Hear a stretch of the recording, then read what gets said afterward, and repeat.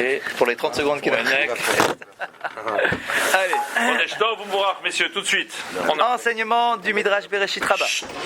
Beterem noldu Yaakov et Esav, avant la naissance de Yaakov et Esav, les deux frères ennemis. Le texte nous dit Vaitrotsetsu abanim bekirba vatomer imken lamazé anochi vatelech lidrosh et Hashem.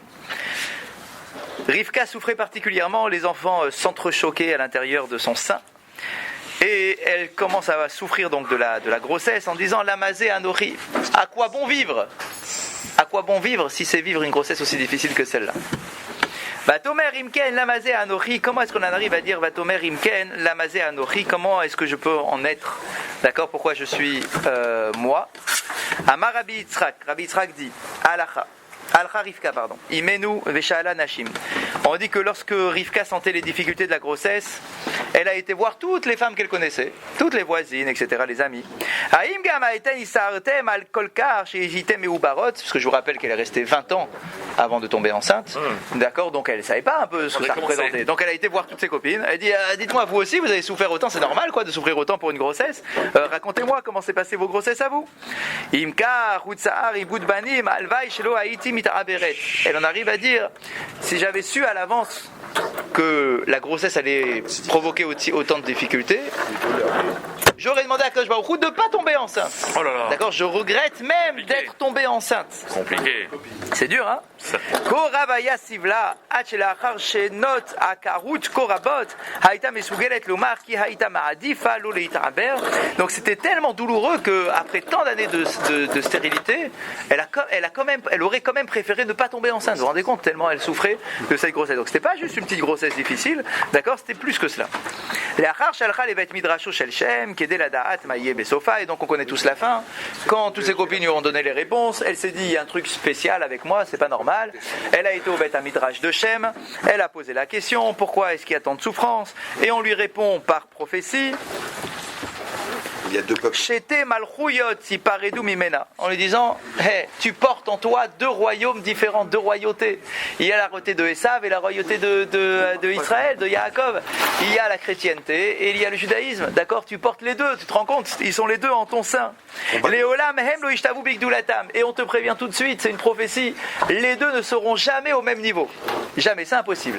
Il ne peut pas y avoir et Rome et Israël au même degré, au même niveau. Et là, je disais, Kam Zénophel, lorsqu'il y en a un qui est au-dessus, l'autre tombe. Systématiquement. Il y en a forcément un au-dessus que de l'autre, ils ne sont pas les deux au même niveau. Il y en a un qui prend la main sur l'autre, et quand un est au-dessus, l'autre est forcément en dessous.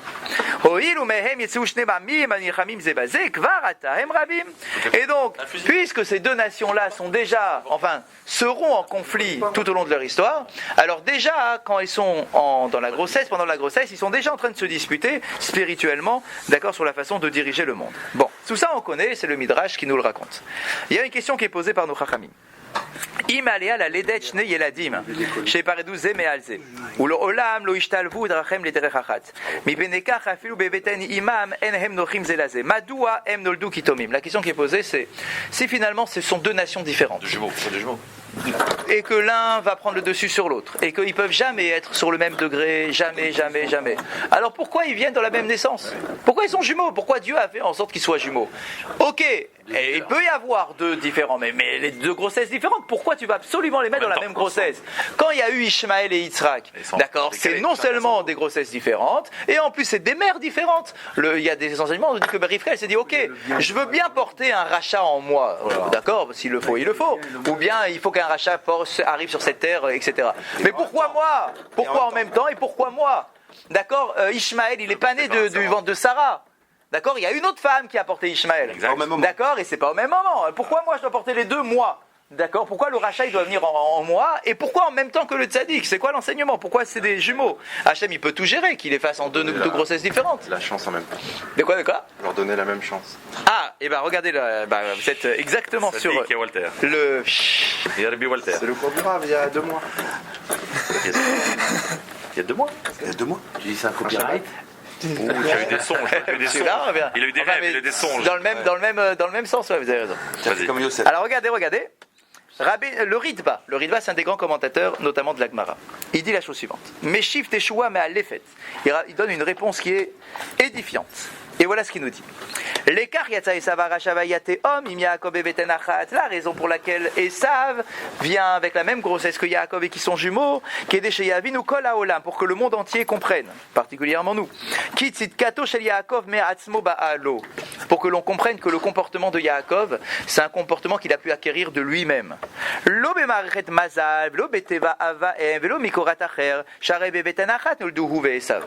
Ne commence pas à me dire que si Yaakov c'est un tzaddik et que Esav c'est un rachat, c'est parce qu'il y en a un qui est né dans un contexte un peu particulier, avec un mazal, avec des constellations particulières, et qu'il a eu une éducation particulière, et que en grandissant, d'accord, il était tellement baigné dans cette atmosphère qu'il est devenu tzaddik. Non, me dis pas ça. Me dis pas ça parce que les deux ils sont nés au même moment, dans le même ventre, avec les mêmes constellations, avec la même éducation, à tel point que nos Harim nous disent ils se ressemblaient les deux. D'accord, alors, pas physiquement, mais au niveau du comportement. D'accord, on dit que jusqu'à 13 ans, c'était les mêmes. D'accord, ils étaient les deux au Beth Midrash, et les deux ils étaient à la yeshiva ensemble, à la yeshiva Ktana. Ils ont étudié les mêmes masertot. Les gens quand ils les voyaient, personne ne se doutait qu'il y en avait un. Personne ne se doutait qu'il y en avait un qui allait devenir rachat. Quand on les voyait, on disait les deux c'est les tzadikim, Baruch Hashem, quelle famille magnifique, jusqu'à 13 ans. D'accord, les deux marchaient sur le droit chemin. Donc ne commence pas à me dire qu'il y en a eu un qui a eu une éducation spéciale et pas l'autre. Les deux ont eu exactement la même éducation, le même ventre, la même constellation, tout. Et hop, il y a un moment, ils ont pris chacun leur voie. C'est quoi le déclenchement? Et c'est ça l'enseignement du Ritva. Justement, c'est ça l'enseignement. C'est qu'en réalité, ça dépend uniquement de toi. Ça dépend pas de ton environnement, ça dépend pas de ton éducation, ça dépend pas du ventre qui t'a porté. Ça dépend uniquement de toi, de ta volonté. Yaakov a eu la volonté de devenir un tzaddik. Esav a eu la volonté de devenir un rachat. C'était un choix. Pas un environnement, mais un choix. Et de là, nos Chachamim nous disent que des fois on se dit qu'est-ce que tu veux que je fasse? C'est mon niveau, c'est mon environnement, j'ai grandi comme ça, c'est ma famille, c'est ce que mes parents m'ont donné, etc. Et le Chachamim nous disent non, commence pas à avoir ce genre de réaction, ce genre de réflexion, parce que ça tient pas la route. Yaakov et Esav, les deux c'était les mêmes, la même éducation là. Et pourtant, ils ont pris à un moment des chemins différents qui dépendaient de leur volonté. C'est eux qui ont pris la décision, un de se tourner vers le tzaddik et un de devenir un rachat. D'accord? Et c'est ça l'enseignement. C'est porté par le même ventre, avec les mêmes parents, la même semence, le même environnement.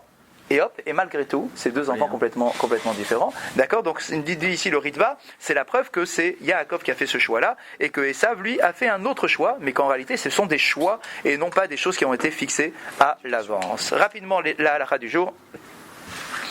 Bracha de Asher Yatzar, puisqu'on est dans les brachot du matin, comme vous avez pu le remarquer. Bechol pa'am le'achar she'adam oseh tzrachav, tzarich levarer birkat Asher Yatzar. Pendant toute la journée, à chaque fois qu'on fait nos besoins, qu'on va aux toilettes, on doit faire la bracha de Asher Yatzar. C'est une bracha particulièrement intéressante et importante. Bracha zo hi hoda'a. Il faut savoir que c'est une bracha qui fait partie des hodaot, d'accord, des remerciements. D'accord, je fais une louange à Akadosh Baruch Hu lorsque je vais aux toilettes. Pourquoi? Vesam legufenu kiyum tivri al yede ma'achal umishte.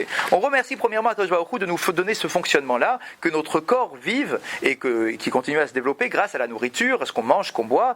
Vebara banu nekavim. Akadosh Baruch Hu a créé toutes sortes d'orifices dans notre corps. Nekavim rabim, kegon pe, l'arnasat hamachal, venigve atzrachim, leotzaat motarot hamachal minaguf. D'accord? Et dans la bracha de Asher Yatzar, on remercie aussi pour la bouche.